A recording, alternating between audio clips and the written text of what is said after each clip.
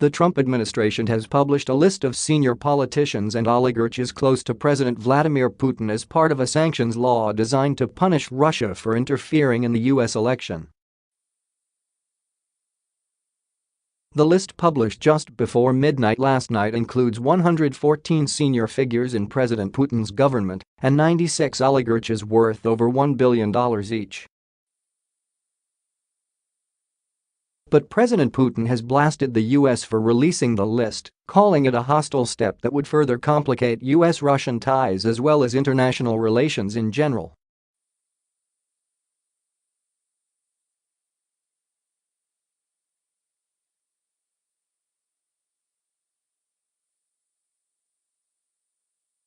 Putin Press Secretary Dmitry Peskov, who is himself on the list, said the release was a direct and obvious attempt by the U.S. to influence Russia's upcoming presidential election.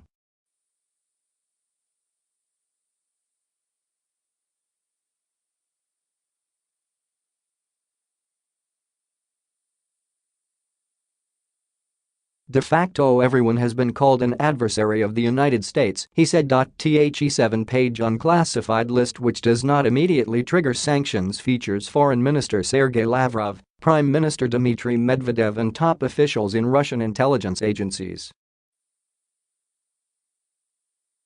The list's publication was required by a law passed by Congress last year to punish Russia for meddling in the 2016 U.S. election. But the U.S. surprised observers by announcing it had decided not to punish anybody under the new sanctions, at least for now. Some American lawmakers accused President Donald Trump of giving Russia a free pass, fueling further questions about whether the president is unwilling to confront Moscow. Also on the list are Chelsea Football Club owner Roman Abramovich and Arsenal Football Club part owner Alisher Usmanov. Its publication is widely expected to infuriate Putin and send shivers through his inner circle and Moscow's elite, threatening to cut them off from world finance.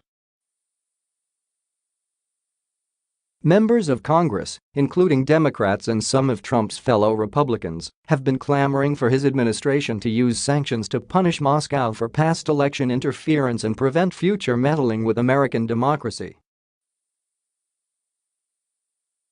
The Trump administration had until Monday to release the list, aimed at exposing those who have gained wealth or power through association with Putin. It has been informally referred to as the Putin List. The list does not trigger any U.S. sanctions targeting the individuals.It was argued this was not necessary because governments around the world have already cancelled billions in contracts with Russian arms companies due to the mere threat of U.S. action or secondary sanctions. Putin, meanwhile, said Russia would for now refrain from implementing reciprocal steps.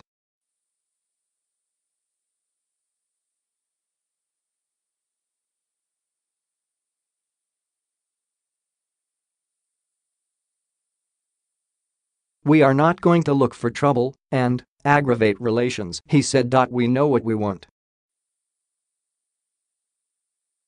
We want to build long-term, stable ties with the U.S. based on international law.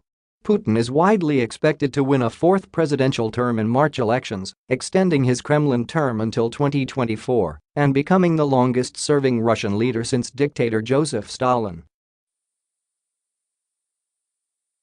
We were waiting for this list to come out, and I'm not going to hide it. We were going to take steps in response, and, mind you, serious steps that could push our relations to the nadir. But we're going to refrain from taking these steps for now, Putin said today. The Russian president said he does not expect the publication to have any impact, but expressed dismay at the scope of the officials and business people listed. Ordinary Russian citizens, employees and entire industries are behind each of those people and companies, so all 146 million people have essentially been put on this list, Putin said at a campaign event in Moscow. What is the point of this? I don't understand. Russian opposition leader Alexei Navalny, who came to prominence thanks to his investigations into official corruption, tweeted today that he was glad that these people have been officially recognized on the international level as crooks and thieves. Navalny has exposed what he described as close ties between government officials and some of the billionaires on the list. U.S. lawmakers passed the law called the Countering America's Adversaries Through Sanctions Act out of concern that Trump, eager to have warm ties with Putin, might not take tough action to punish Moscow and Russian officials for interfering in U.S. elections and destabilizing Ukraine.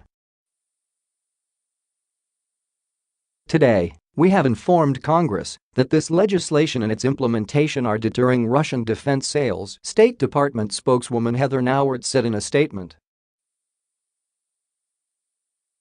Since the enactment of the legislation, we estimate that foreign governments have abandoned planned or announced purchases of several $billion in Russian defense acquisitions.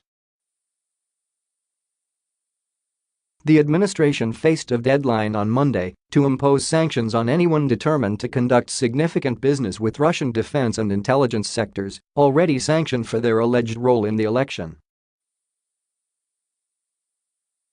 But citing long time frames associated with major defense deals, Nauert said it was too soon to tell how effective the law had been, so it was better to wait to impose those sanctions.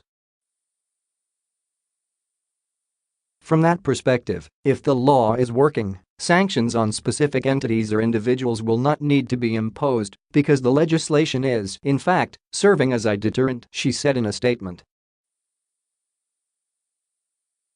President Donald Trump's administration also did not make public reports required by Monday under the bill he reluctantly signed into law on August 2, just 6 months into his presidency.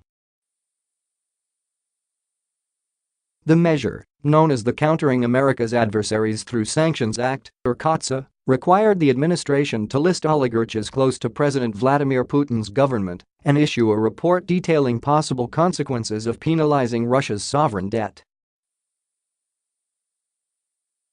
The administration said it would release at least some of that information to Congress, but it was not immediately clear whether it would be made public or kept classified.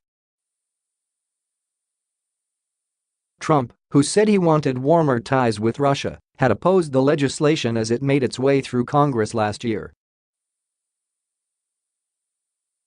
Monday's deadline was seen as a test of his willingness to crack down on Russia. Several congressional committees, as well as special counsel Robert Mueller, are investigating whether Russia tried to tilt last November's election in Trump's favor, using means such as hacking into the emails of senior Democrats and promoting divisive social and political messages online.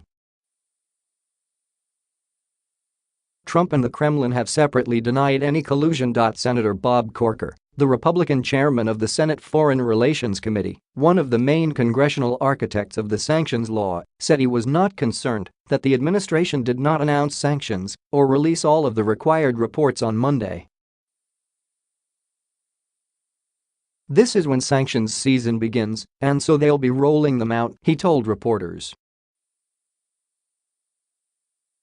We feel pretty good about the process, Corker said. They're rushing the information over to us today, and by the close of business, they're going to have 2 of the 3, as I understand it. So they're taking it very seriously. New York Rep. Eliot Engel, the top Democrat on the House Foreign Affairs Committee, lambasted the move to punish no one, saying he was fed up and that Trump's administration had chosen to let Russia off the hook yet again. He dismissed the State Department's claim that the mere threat of sanctions would stop Moscow from further meddling in America's elections.